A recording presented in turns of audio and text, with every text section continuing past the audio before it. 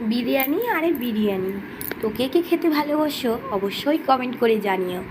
তো আমার হাতের বাড়িতে বানানো বিরিয়ানি তোমাদের সাথে শেয়ার করলাম।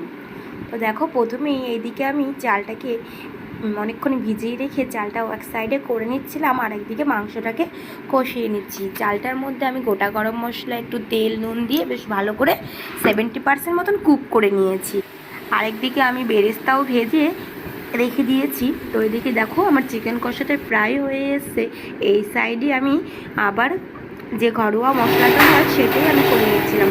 ধনিয়া, জিরা, গোটা গরম মশলা, গোলমরিচ, শুকনো লঙ্কা দিয়ে আর কি সব কিছু। এরপর দেখো আমি হয়ে গেছে দুটোই, তারপর আমি এদিকে লেয়ার করে নিচ্ছিলাম।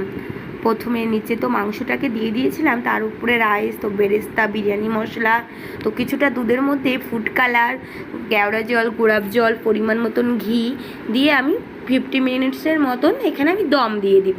এর ফাঁকে দেখো আমি কিছুটা স্যালাডও কেটে নিয়েছি।